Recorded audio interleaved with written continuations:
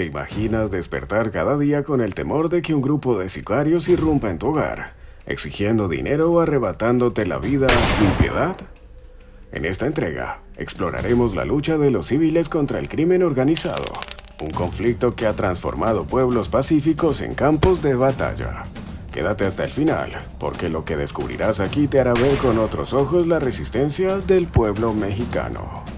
El narco, dueño y señor del territorio.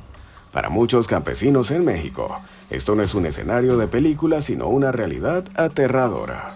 Obligados a tomar las armas para defender lo que con esfuerzo han construido, comunidades enteras han pasado de ser simples agricultores a combatientes en una guerra que el gobierno parece incapaz de controlar. En México, la verdadera autoridad no la ejerce el gobierno ni las instituciones de seguridad, sino las organizaciones criminales. Durante décadas, carteles como el Cartel Jalisco Nueva Generación CJNG han expandido su poder con violencia despiadada, sometiendo a comunidades enteras a su control.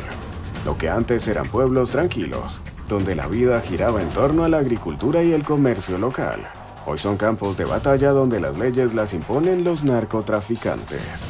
Los carteles han diversificado sus fuentes de ingresos. Ya no solo se dedican al tráfico de drogas, sino que han convertido la extorsión en una industria lucrativa. Campesinos y comerciantes son obligados a pagar cuotas mensuales solo para poder seguir con su trabajo.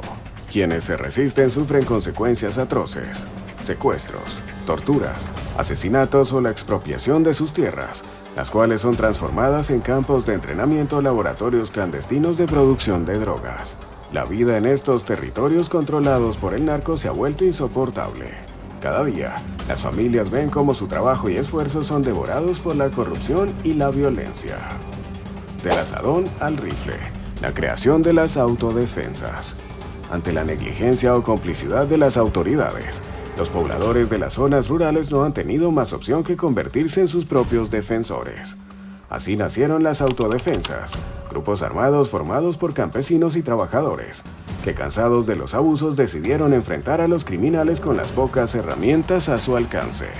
En Chiapas, por ejemplo, las comunidades comenzaron organizándose con guardias nocturnas y barricadas improvisadas para vigilar la llegada de extraños. Con el tiempo, la amenaza del narcotráfico se volvió tan grande que tuvieron que armarse con rifles, pistolas y machetes. Aunque su armamento y entrenamiento no se comparan con el de los sicarios, estos grupos han demostrado que la voluntad de resistir puede marcar la diferencia. Sin embargo, la respuesta del crimen organizado ha sido brutal. En venganza, los carteles han llevado a cabo ataques aún más despiadados, incendiando hogares, ejecutando familias enteras y dejando cadáveres desmembrados como advertencia. A pesar de esto, la resistencia no ha cesado. La impotencia de las fuerzas del orden.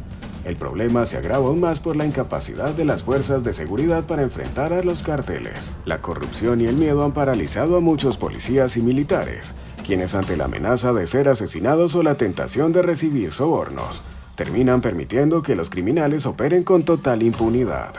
Además, los carteles cuentan con armamento más sofisticado que el del propio ejército.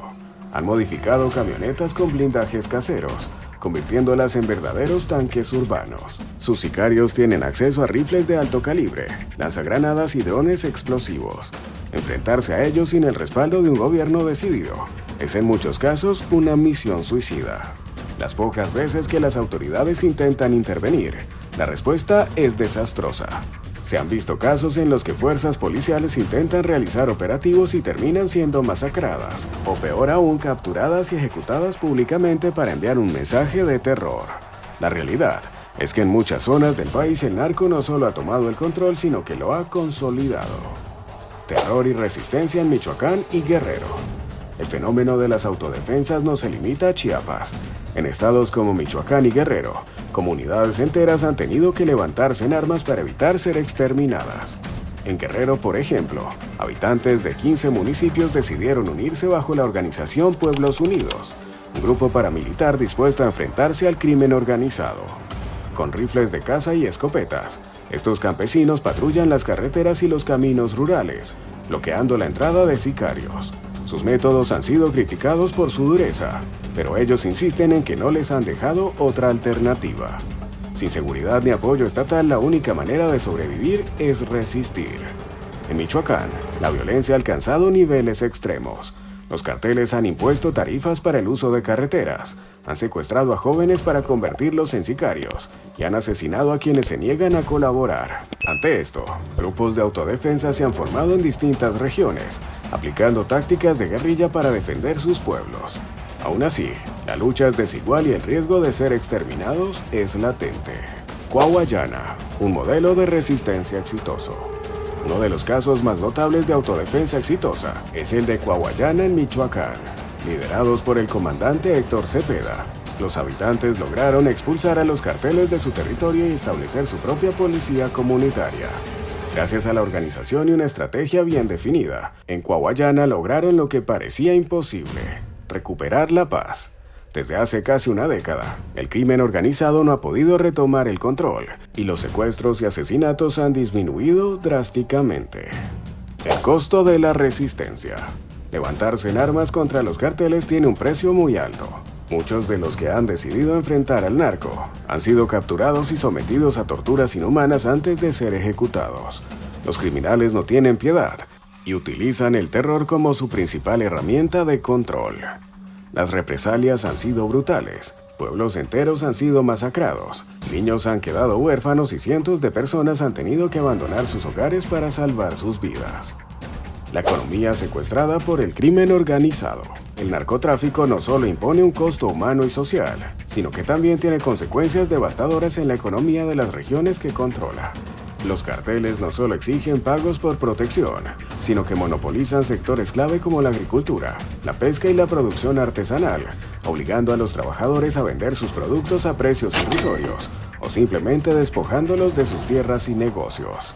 Los mercados locales se ven afectados por la constante inestabilidad y las inversiones extranjeras evitan establecerse en zonas dominadas por la delincuencia. Esto genera un círculo vicioso. La falta de oportunidades económicas empuja a más personas hacia las filas del crimen, ya sea como sicarios, halcones o transportistas de drogas. El resultado es un país donde el trabajo honesto se castiga y la criminalidad se vuelve el único camino viable para la supervivencia. Moraleja: el valor de la resistencia y la unidad. La historia de las comunidades que han decidido enfrentar el crimen organizado nos deja una lección clara. El pueblo unido tiene el poder de desafiar incluso a los enemigos más temibles. La valentía de aquellos que han optado por no someterse es un recordatorio de que la dignidad y la libertad no tienen precio. Sin embargo, también nos muestra la urgencia de un cambio real. No es justo que los ciudadanos tengan que arriesgar su vida para proteger lo que el Estado debería garantizarles: seguridad, justicia y oportunidades para un futuro mejor. México sigue de pie gracias a la resistencia de su gente, pero la pregunta sigue en el aire: ¿hasta cuándo podrán sostenerse sin ayuda?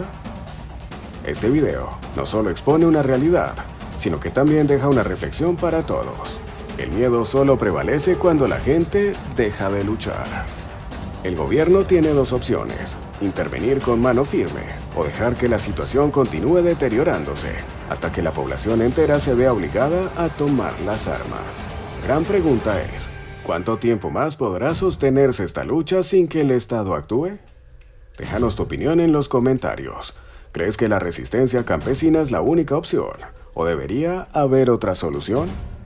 Si te interesan más temas sobre conflictos y estrategias militares, suscríbete a nuestro canal y activa las notificaciones para no perderte nuestros próximos análisis. Nos vemos en el siguiente video.